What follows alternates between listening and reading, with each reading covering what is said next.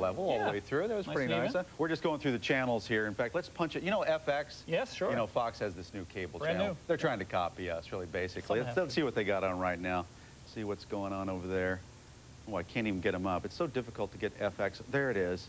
Oh, it's that new show. It's called The Lint Show. They do an hour every day on lint. Oh, see, this woman found some lint in her jacket, looks like. It's the Lint TV show. That's on FX. Okay. Well, anyway, now, Brave Dave, how much these cost? This model is $149.50. Oh, that's not too bad. And where do I get them? Stereo stores all over America? Well, we're starting distribution throughout America right now. There's about 150 stores right now you can buy them at. We're available in a couple catalogs, and we're adding more constantly. But you can also buy them directly from us, Brookline Technologies. I feel an 800 number coming on. 800-366-9290. Oh, you almost forgot it, didn't you? Hey, Dave, thanks a lot. Thank you, Mike. The volume stabilizer. Correct. Okay. Now, if you love rock and roll at any level on your stereo system, it may be time to take a trip to New York City. There's a new tour out there that takes you back to the past and lets you walk in the footsteps of some of the greatest singers of all time. And Danny Fields is here to talk about it. Hi, Danny. How are you? Mike, how are you? And Sal Cataldi. How are you, Sal? How do you do? You two own this company together, do you? Correct. All right. How's it going? It's great. We started 6 weeks ago, and we've had people from all over the country and actually all over the world coming on the tour. So if we come to New York City, we hop on a bus? Yeah, in front of the Hard Rock Cafe. Ooh, good place to start. On a bus, and then we do sort of a Beverly Hills Homes of the Stars because we go to the Upper West Side. And we show you where John Lennon was shot, which everyone wants to see. That's where it starts? At the Dakota? No, it starts at the Hard Rock. Hard Rock, and then you go to the Dakota. And how many Homes of Stars in between. And then down to, you know, places where people got arrested and died and overdosed and vomited. Oh, how lovely. Shot album covers and made records as well. No, we're a little serious, too. We have a little musical stuff here as well. And you are on the microphone? Yes, I'm on the bullhorn, yeah. As the bus goes around. Yes, indeed. Sal, what are people saying about this? Why do they like this? Why do they like it? I mean, everybody loves rock and roll. In terms of from the business standpoint, there are over 30 million people who come to New York who spend $10 billion. The average age is 44. So not only the people the average age, but also their kids are into this. So there's a tremendous market for it. They love it.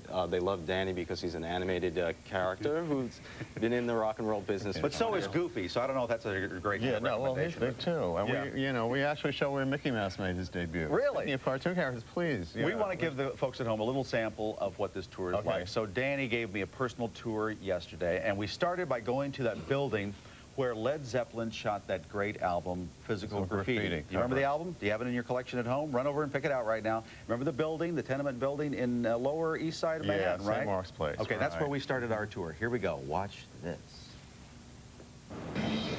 Okay, so it's St. Mark's Place, the name of the street? This is St. Mark's Place between First Avenue and Avenue A, yes. Now, how did Led Zeppelin come to choose this building? Do you have any idea?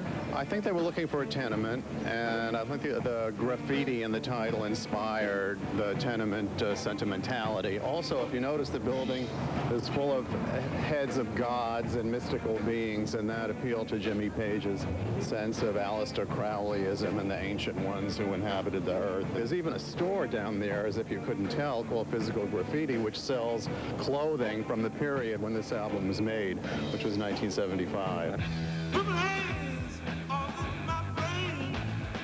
Jimi Hendrix lived in this building from 1968. His apartment was in 10C on West 12th Street here, and this is where he lived at the time of his death. That wide archway was the entrance to the Fillmore. The marquee came out like this. Yeah. And over here, can we look a little bit to the right? Right here. That was Ratner's 24-hour kosher dairy restaurant. It's a food market now called the Met. Yeah, where you could find Bill Graham and the Grateful Dead having blintzes and pea soup in the morning at 6 a.m. Okay, now we're on the corner of Bowery and Bleecker. A couple of famous names there. Yeah, and this is the intersection where we find CBGB's, one of the few places that still exists and is still as vital and as great as it always was. You're kidding me. This place is open for business? Oh, this place is the mecca of rock and roll for the entire world. Wow. It's the best rock and roll club in the world. It's CBGB, a very famous name. What does that stand for? Country, Bluegrass, and Blues. It was originally going to be a country bar. The owner was persuaded by Patti Smith to try out rock and roll in 1975, and it stuck. This is the back alley where the photograph, which marks the birthplace of punk rock, was taken. This is the first Ramones album cover. Yeah, Jim Morrison, the night that Light My Fire's #1 victory party was celebrated at the Delmonico Hotel, decided to come down to this building to pay a visit to his record company president, Jack Holtzman, who lived here. And this is a great block. It's a great block and a very elegant, expensive building. Jack Holtzman was instructed that Morrison was on the way over drunk, told the doorman not to let him in. Jim Morrison was refused entry into the building, said to the doorman, tell Jack Holtzman that Jim's been here, leaned over and threw up on the floor of the lobby. Right, that lobby right there.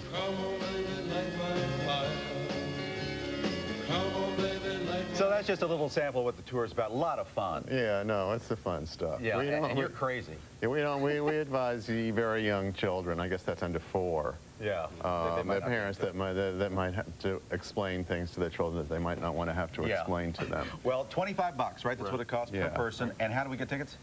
You call 807-ROCK, an easy number to remember. 212-807. 212-807-ROCK, excuse me. And now that you've been on the tour with us, we have this lovely I Tripped t-shirt for you. I Tripped. On the Rock and Roll Tour in New York, 807-ROCK. Antacid disc over there. Yeah, and, for those Orange of Sunshine. I tripped, I fell, and I can't get up, but it sure was fun. Thank you, Mike. Okay, Thank you. Danny, Love Sal. it. Okay, come back and see us. Okay, coming back, a brand new way to float on Cloud 9. And not the way you guys are talking about. Next on What's New.